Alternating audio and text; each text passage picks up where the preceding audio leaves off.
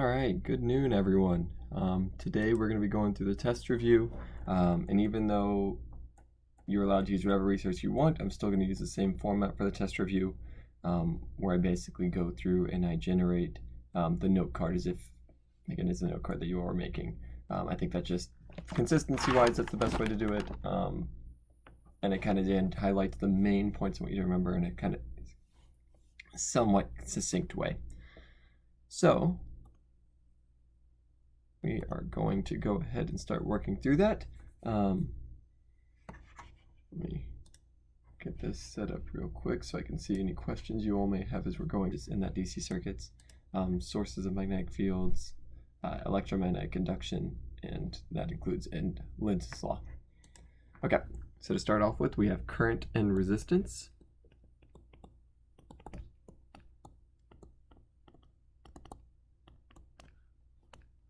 Okay, so just a quick definition, current, oh, and I apologize, my hand's covering that, is flow of positive charge. So that's just the definition of current, and it goes from a high potential to a low potential. I just saw the good noons, always appreciate seeing those.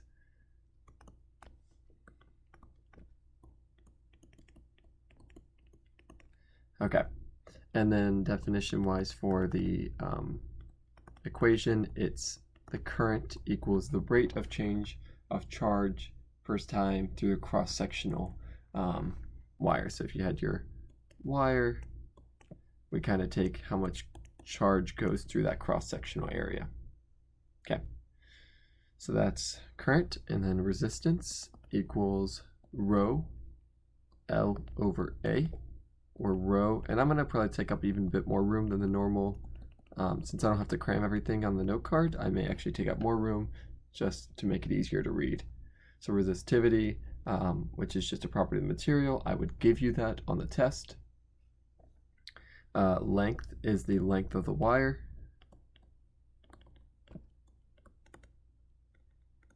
And A is the cross-sectional area of wire.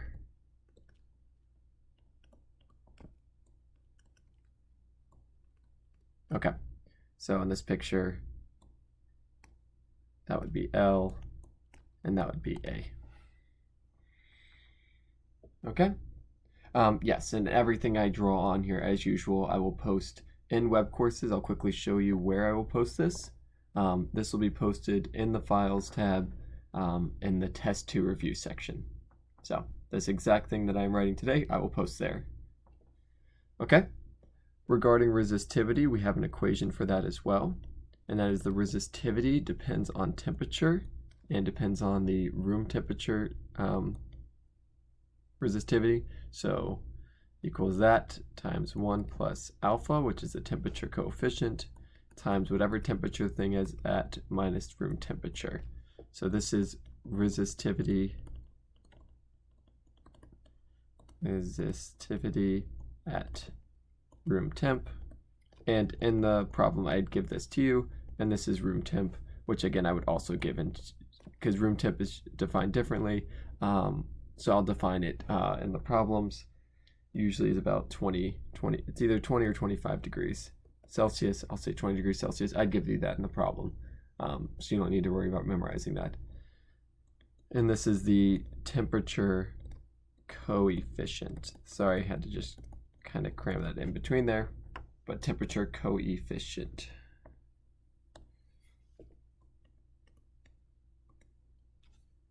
Just trying to make it easier for you all to read. Okay? Oh, yeah, sorry. Let me move my face cam because I just saw that I'm not able to see that. So it's going to be smaller. You're going to see less of my face. It's probably for the best anyway. Okay. So there we go. All right, so a little bit smaller, but if I show you something, I'll try to make it very visible. Okay, the very last thing is the power dissipated by a resistor.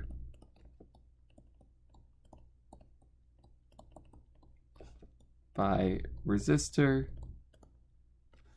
and that is P equals I times V equals V squared over R equals I squared R. Okay, and I realize I'm missing one equation on here, which I'm going to put right here. Voltage drop across resistor V equals IR. That's a very important one. Hopefully you're comfortable with that one now. We've used it so many times, which is just the current going through it, resistance, and there's that voltage drop across the resistor. Okay, so again, I took a little bit more space than I normally would. I'm probably going to take more than if I did this on a note card, just because I'm not limited by space, since you all can use whatever resource you want. I'm going to write a bit bigger and have a bit more room here. But I promise that if this was a note card, you would be able to fit everything. Okay, so DC circuits, so that is one section down. I'm going to write DC circuits. The biggest things that, of course, you need to remember all the equations here. And I'm going to even highlight V equals IR is huge. Honestly, it's probably good whenever you're doing these, I'm going to go ahead and highlight all the equations. The equation, now with all this stuff, the most important stuff that you remember actually is the concepts behind it. But in application, the equations represent those concepts. So I think those are, I'm going to just kind of highlight the equations as I go through things, or just any other key points that I think are important, and then everything else around is just for context. Okay, so DC circuits, before, to kind of start off with, we have our series. So the way I'm going to break this up is series and parallel. So we have series, and the idea of series is it is one after the other with no, so this is just an example of what it looks like, that, or if you had two capacitors, or even capacitor and resistor, they're one after the other. And so for capacitors, what you want to remember for series is that charge is constant. So if you have two capacitors in series, they're going to have the exact same charge on them. And what you're also going to want to remember is how to add if you had two capacitors in series. So that is this example here.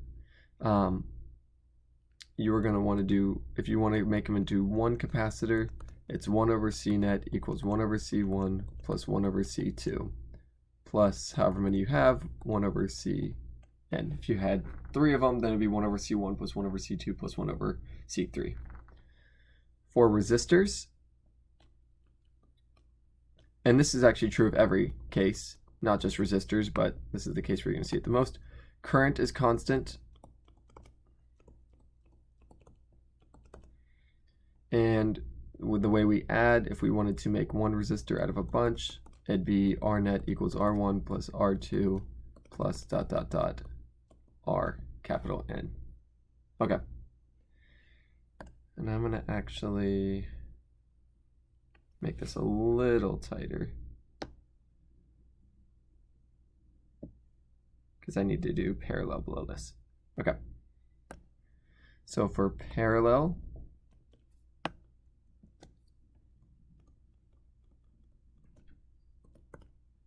that is, they have the same voltage drop before and after. For the capacitor, voltage is constant. I'll even just write out the word voltage. Voltage constant, and you get that C net equals C1 plus C2 plus ... C capital N. And for resistors, voltage is also constant, and you get 1 over R net equals 1 over R1 plus 1 over R2 plus, sorry, dot, dot, dot. And I know this one's a little crammed here, but it's the same thing for 1 over R to the n. Okay, so remember, these are inverses of each other. So capacitors in series, you have that 1 over C net equals all that. Resistors in parallel, you get that. Resistors in series, you just add them. Capacitors in parallel, you just add them. So opposite of each other. So and again, you can just refer to these. So series, parallel, and then voltage constant. Here's how you add them. Voltage constant. Again, I'm kind of highlighting a lot for this one, but these are the main things that you need to remember. Honestly, it's all these kind of big pieces, and the rest of it's just pictures around it. Okay, so DC circuits was the idea of when we build circuits, and so the example problems I'd give you with these is where maybe I have you going through and reducing the circuits and actually trying to figure out the current. Say you had 3 resistors in series with the battery, find the current through the whole circuit. You'd have to combine them together into one resistor and then find the current through that. We've done some practice problems with that.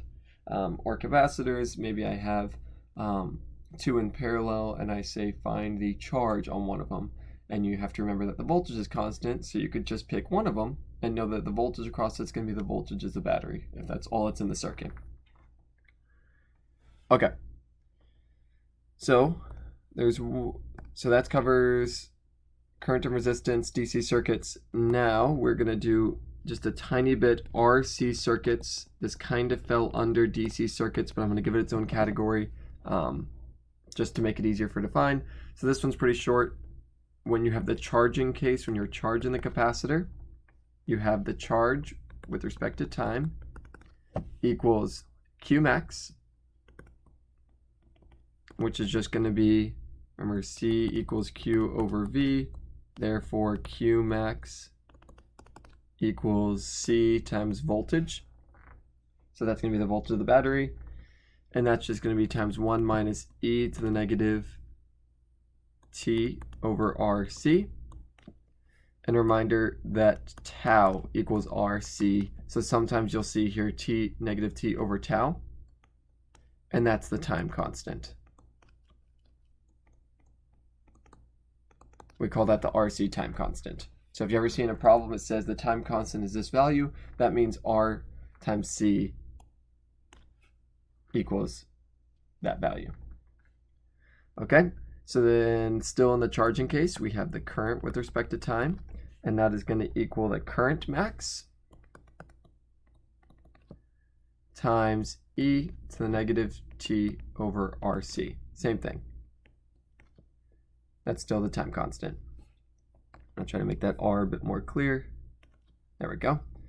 And the current max is going to be V equals IR, so I equals V over R.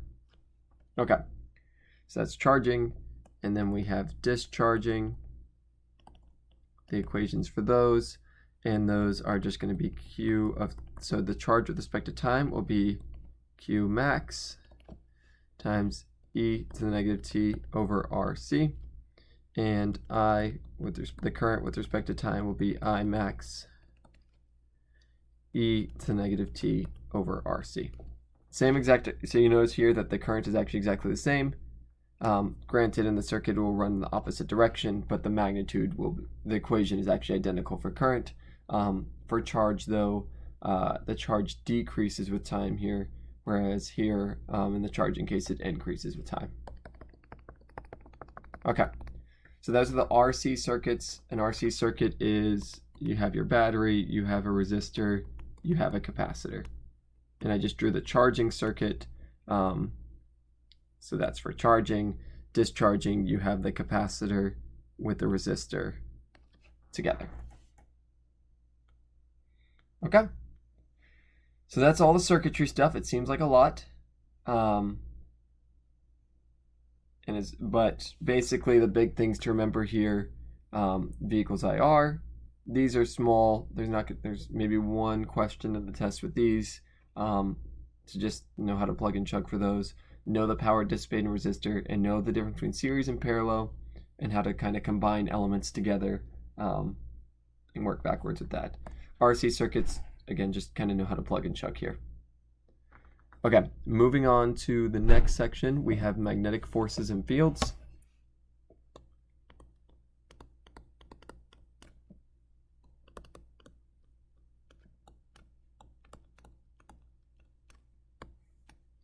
Okay, big thing I want to start off with is just notation that an X means into the page,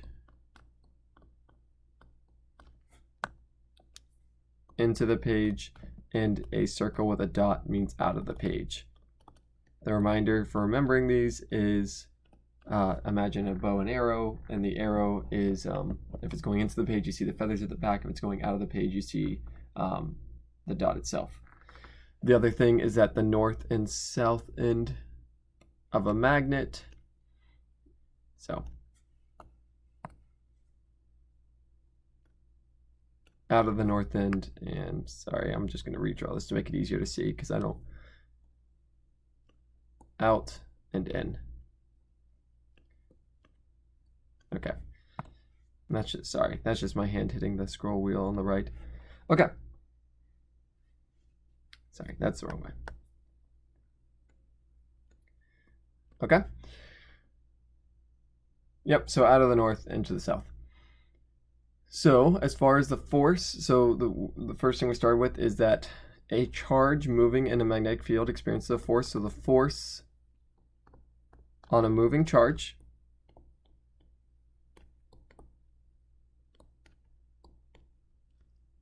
is F equals QV, and I'm not going to even put the cross product one here because you're not going to really use that. So this is the theta is angle between V and B. Okay. And V is velocity of particle, and B is the magnetic field.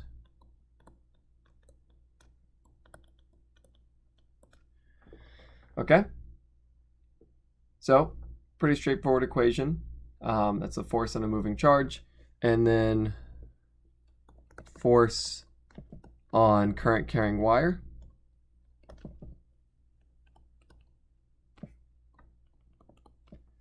is F equals I times L times B times sine of theta, where theta is angle between current and magnetic field.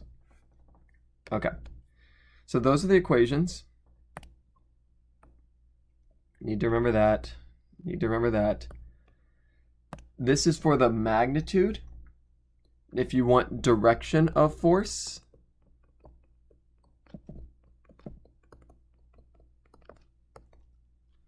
you use right-hand rule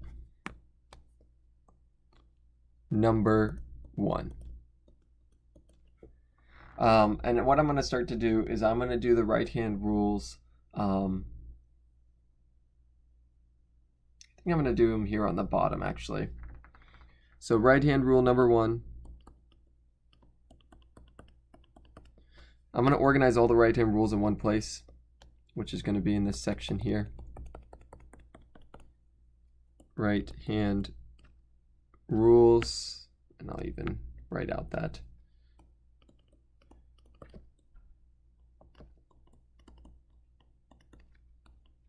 Number 1.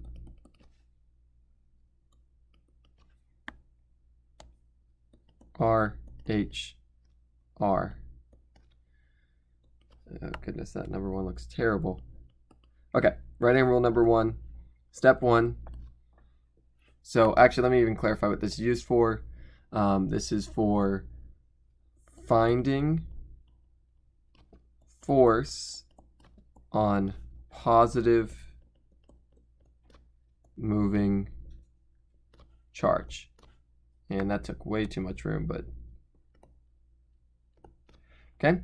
So step 1, is you are going to fingers in direction of moving positive charge. Step 2, which I am going to write here. Curl fingers, so fingers in direction of hand flat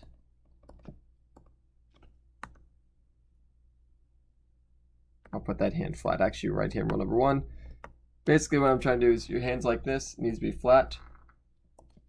Hand flat. Swing fingers to point in direction of the magnetic field B. So if your particle is moving into the board and the magnetic field is to the left, you swing them to the left. And 3, thumb gives direction of force.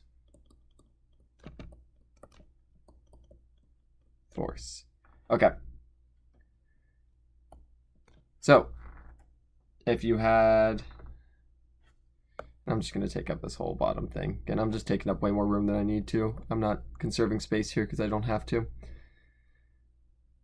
Positive charge moving to the right.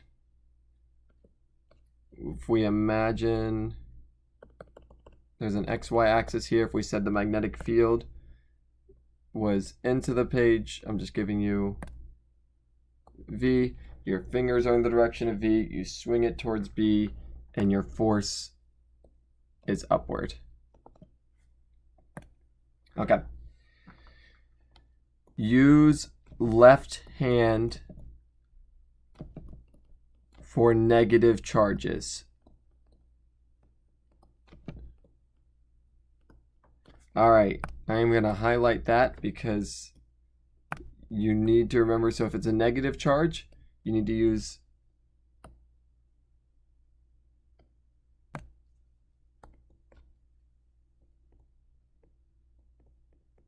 current. Okay, if it's a negative charge, you need to use your left hand. So if this was a negative charge, you can see here, fingers in direction of velocity, swing it towards B, you get a force that's down. And I also quickly added that you use right hand rule number 1 for force on a moving positive, for current, because that is positive moving charge. Okay, so I just wrote all this out. You're going to have tons of time on the test. You have an hour and a half. And so when you're doing the test, if you need to find the force on a moving charge, this is where you're going to go. You need to use the right hand rule number 1, review the rules, look up what you need to look up. If you need to remind yourself, again, please make certain you've practiced this beforehand, but this is immediately where you should jump to. Okay. There's one thing, unfortunately, I can't fit here. So yeah, there's right hand rule number 1. And again, I recommend on your own study sheet, and what I'll maybe try to do here is make one sheet with all the right hand rules. So I'll like copy and paste this one to another thing, copy and paste the right hand rule number 2 to another thing, so on and so forth. Okay. So that is magnetic forces. There's one last thing, charge moving in circle. So this technically falls under that last thing we just covered, but I'm just going to write it here. If you have a charge, a positive charge that's going in a circle, and this is positive charge. It could be a negative charge, it could be a positive charge, it doesn't really matter. But for this specific example, if you have a magnetic field going like this, you have a particle moving, it's going to make a circle, and you get mv squared over r equals qvb, where r is the radius, v is the velocity. I'm not going to even write that because hopefully you know that's v is velocity, m is mass. And this is just the equation you use. If I, for instance, I said, here's how fast it's moving, here's its mass, here's its charge, find the magnetic field it's in, I'd have to give you radius as well, you would use this equation. If you see a charge moving in a circle, this is the equation you use. If I say the charge to mass ratio, you just need to rearrange this to find charge to mass. That was one of the example problems I gave you all. Okay. All right, we're getting through it. We're getting through it. I know it's a lot of information, but hopefully you all have seen this, and it just takes a bit more room because the right-hand rules take up a lot of space. Next is sources of magnetic fields.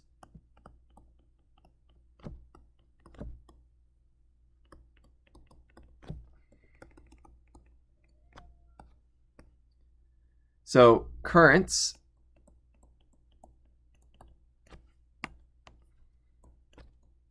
generate a magnetic field.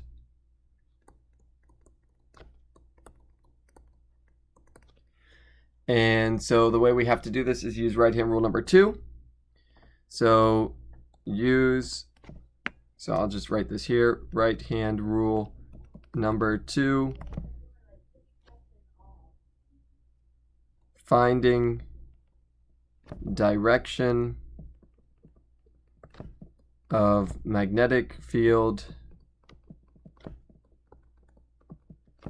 due to current. What you do, first step, point fingers in direction of current. Step 2, swing fingers to point. So your fingers are in the direction of current. Point thumb in the direction of current. Sorry if that mixed up anyone. Point thumb in direction of current. I was mixing this up with the next one. So you point your thumb in the direction of current. Hand is flat. As with interest. That's where you're trying to find the magnetic field. Step 3, swing fingers 90 degrees. Okay, so I'll draw a quick example problem here. If you have your current going to the right and your point P is above it, you put your thumb in the direction of current, you point your fingers up, and you swing them 90 degrees. So it's a little hard to draw here, but I'll do the best I can. This is kind of the thing. So the force will be that way. Sorry, not the force. Please do not force. The magnetic field is going to be out of the page. Okay, yeah, we're going to get to Faraday's law. The exam is going to be timed. You have an hour and a half. It only took me 20 minutes, so you'll have 20 questions. It took me 20 minutes to get through 20 questions myself.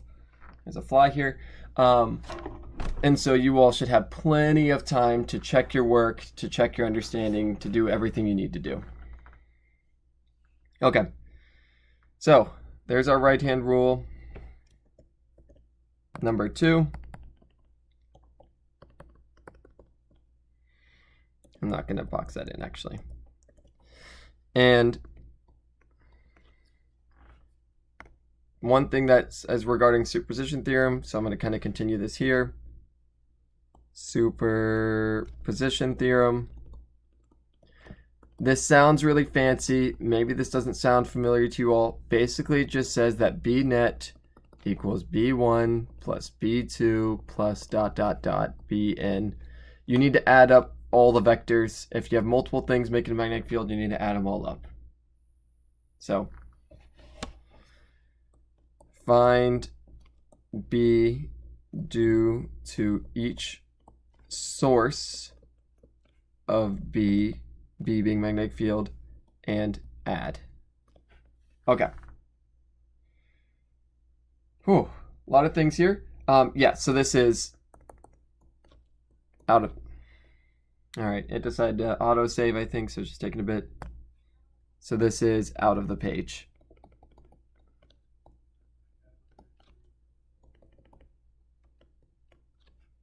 Yep. Yeah, and I will upload the solutions today to the last quiz. Okay. Last thing that I want to put here, actually, 2 quick things. So now I'm just going to put equations for magnetic fields.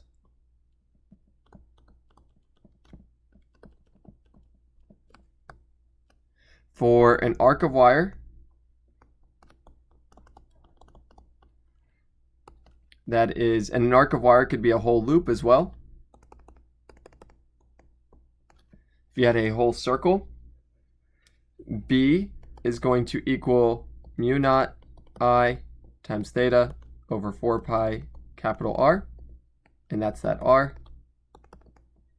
That's that point P. For a straight wire,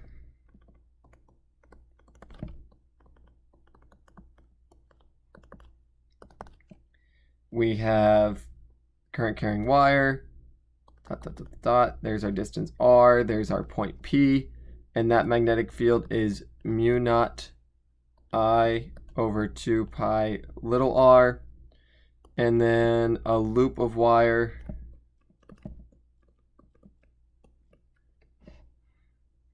is B. So draw the picture. There's my loop. Say point P, it has to be directly in the middle. That's my distance R. B equals mu naught I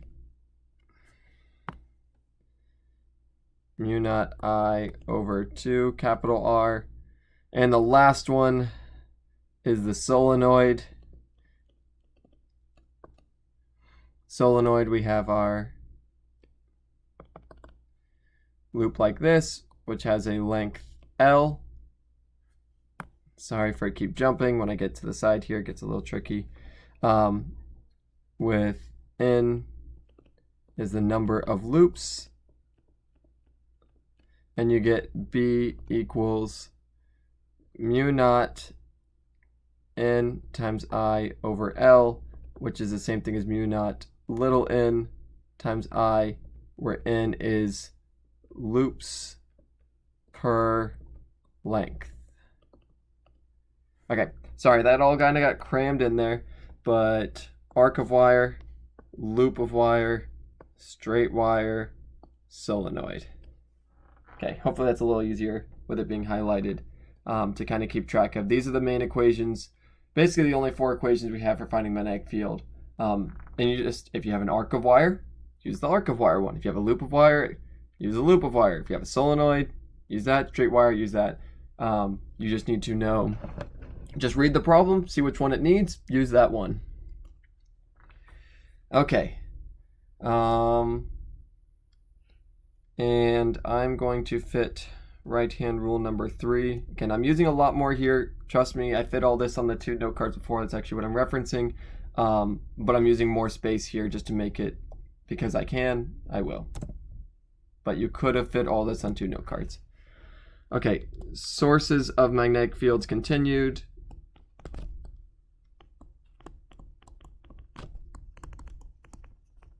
Sorry, again, my hand's covering up the screen. Right-hand rule number 3.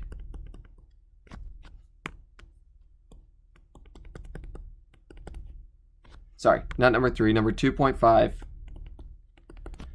Magnetic field due to loop of wire. Okay. Oh, someone quickly asked, what's the difference between little r and big R? Big R is just if you had, I just use a different variable. Little r we often use for this. We use big R when we have like a radius of something, whereas little r we often use for a distance. But just kind of refer to the picture here. I use little r, so that's what r is. It's the distance from that line to the point. Big R is the radius of this kind of arc as if it was a circle. Big R here is the radius if it was a circle. So if you ever see like big R and little r, so technically here, I probably should have put big R, but it doesn't really matter. They're just kind of refer to the picture and see which R represents what in each one. You can kind of use them interchangeably. There's no real big difference between them. They're just a variable used to signify a distance. And then the distance, that's why I kind of drew the pictures to make certain it was clear what that distance was. But yeah, good question. Okay, magnetic field due to a loop of wire. So we had right-hand rule number 2 for finding the magnetic field due to current.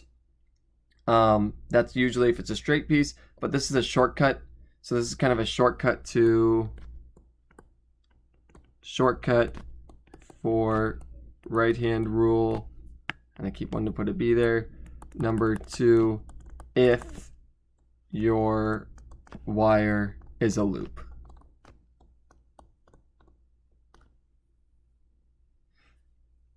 And I'm going to even rewrite this. Magnetic field at center, or inside. Inside is better. Inside. This does not work outside, so I'll show a picture here. If you have a current, there's a loop, and it's going that way, we're going to use this rule. So step 1, curl fingers in direction of current.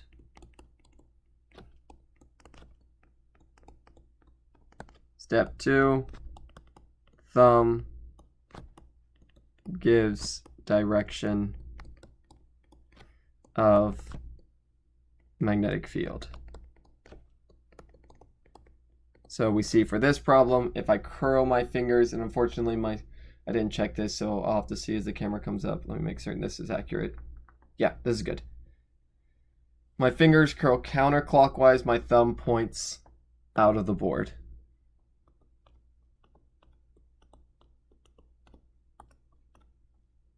Okay. Okay. So there's all our right-hand rules. Finally done with those. We can finally, one last thing with source of magnetic field. So that's all our right-hand rules. Ampere's law. I'm going to write it here. You don't actually need to use it on the test. So I'm not going to even put that. Know how to find current enclosed.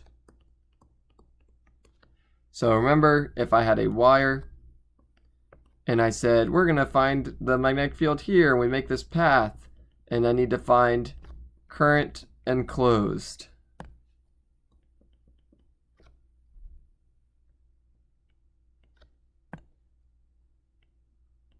Current enclosed there. So this thing has a current I. So step 1, find current density.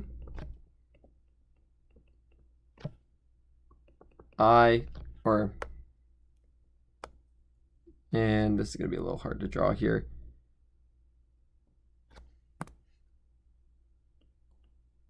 That's big R.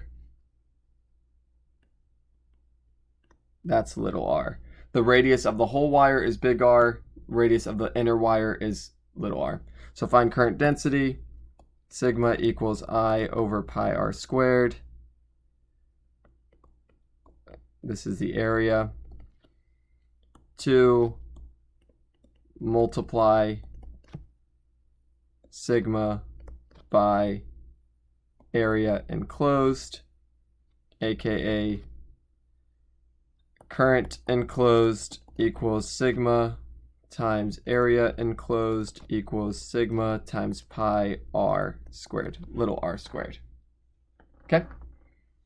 So that's basically the only thing you need to remember from Ampere's law, so that's quick.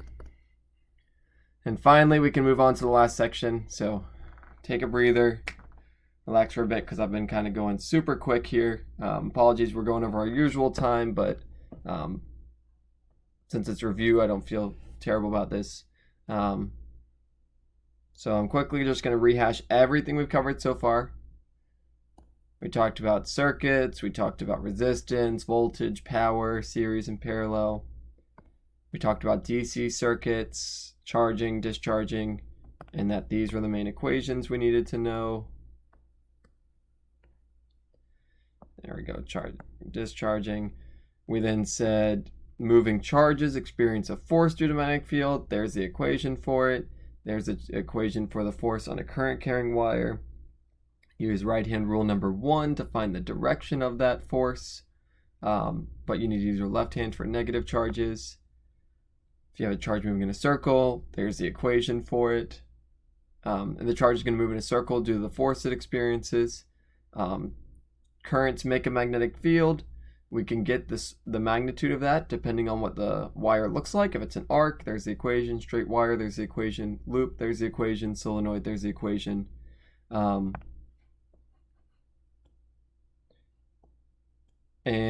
the right-hand rule number 2 gives us the direction. So we get the magnitude of the magnetic field from that. You get the direction using right-hand rule number 2.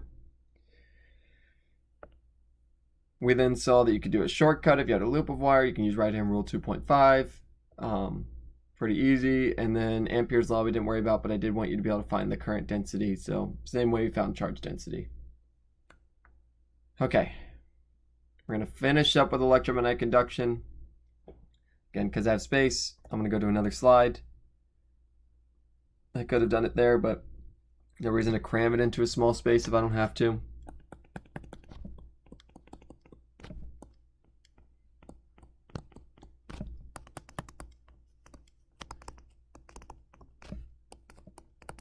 All right, sorry, again, my hand's covering the screen, but I don't really know if you need to see my face anyway right now. Electromagnetic induction, aka Faraday's law. The first thing we need to remember is magnetic flux, because we're going to be referring to that a lot. Magnetic flux is the magnetic field times the area times cosine of theta, where theta is angle between area vector and B. Okay, so for instance, if we had a plane, and so our area vector would be up, and then maybe our magnetic field, let's just say it's going this way. Who cares? I can make it up. Theta is that red thing. And I'm going to erase this A and move it. There we go. Okay. And so we're going to use that because Faraday's law. So Faraday's law says that a changing magnetic flux generates an EMF. Remember EMF, like voltage, pretty much is voltage. And so the equation for Faraday's law is EMF equals negative the change in flux. Actually, I'm going to put the N here. Number of loops times the change in flux with respect to time. Number of loops. And so you can rewrite this as a number of loops times the derivative with respect to time times B A cosine theta.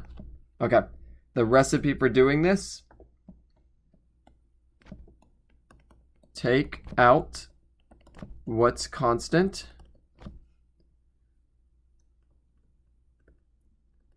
and find rate of change. Make that look like an actual F instead of a cursive F. Find rate of change for what isn't constant. Okay, what are the three things that can change? B, A, and theta can change. And if theta is the one special one, you get that the EMF equals the magnitude. So the magnitude of the EMF, I'm not going to worry about the negative sign, equals N times B times A times omega times sine of theta, where omega is d theta dt. How quickly it's spinning. And the very last thing, Lenz's law.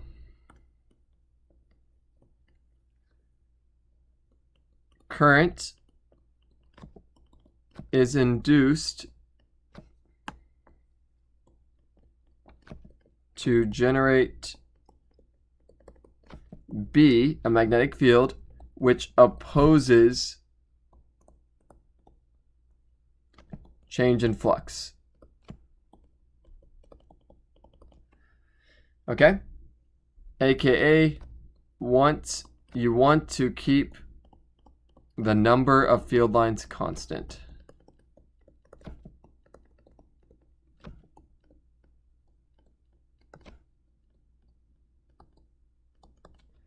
Okay? So there's basically a recipe for this. Oh, yeah, I'll draw that one over there. Identify, so step one, identify direction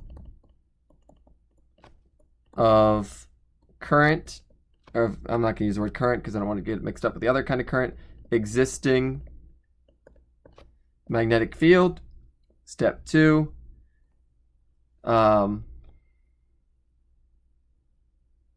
as time goes on, I'm not going to even write that, I don't have space. Am I getting more or less? Am I getting more or less of these magnetic field lines? Step three, generate opposing. And again, unfortunately, I'm running out of space here. I'm actually going to lasso this all and move it up so I'm not cramming it into the very bottom here. I think I have a tiny bit of space.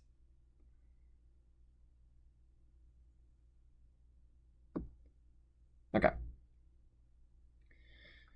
Generate magnetic field, B induced, to counteract change.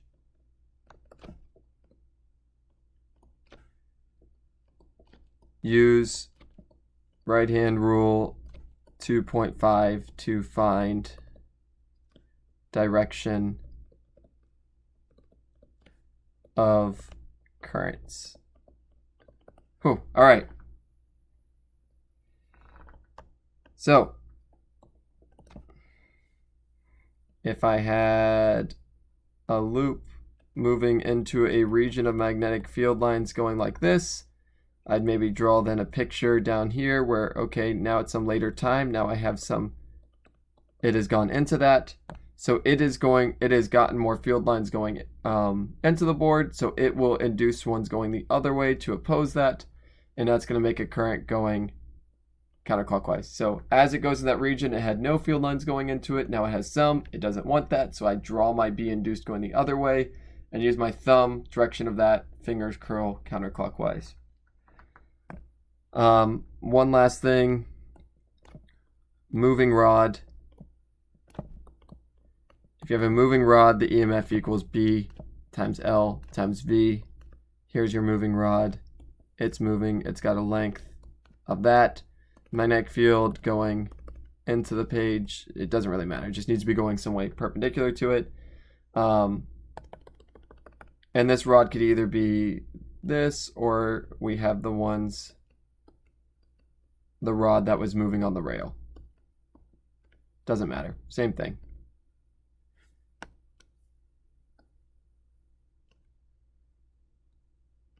And that has some velocity, and this is length. Okay, so let's highlight what's important here. Remember magnetic flux. Remember how to calculate EMF. There's the moving rod. There we go. If you have a rotating thing, you need to be able to calculate that. And Lenz's law. Knowing how to use that. Okay. Whew, we got through everything. Sorry. Again, it takes pretty much a whole class period to do, as if we had the normal time. So I apologize for this being so long. I recommend when you're studying this, if there's any area that's confusing to you, you can kind of just jump around in the video to when I talk about that specific area. And I recommend, let's see, I'll try to generate this really quickly. We'll see how well this goes. Right-hand rules. I'm just going to quickly copy and paste all the right-hand rules into one place.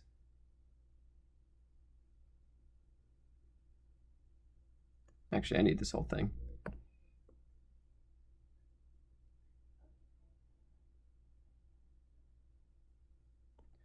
I recommend having one place with your right-hand rules because I know this is a challenge for many people, is knowing when to use them. And so if you have them in one place, you can quickly refer to it. If you need to find the direction of something, all you'll then have to do is go to that page, see what am I finding? Am I finding force? Am I finding direction of magnetic field? Once you know what you're finding, use the appropriate right-hand rule. For instance, if you're finding force, you need to use right-hand rule number 1, finding force. If you're finding the direction of a magnetic field due to a wire, you may use right-hand rule number 2 or 2.5. And if you have some combination of the two, for instance, say there's a wire making a magnetic field and another thing experiencing it, you may need to use a combination of them. So there's that one. And then right-hand rule 2.5.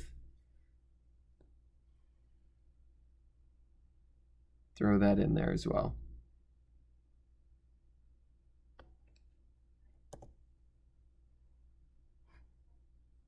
Okay, so that pretty much concludes everything right now. I'm just moving things around.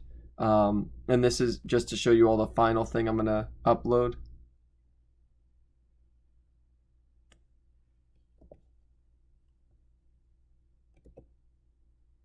Yeah, I don't know if this is gonna fit, but we'll see.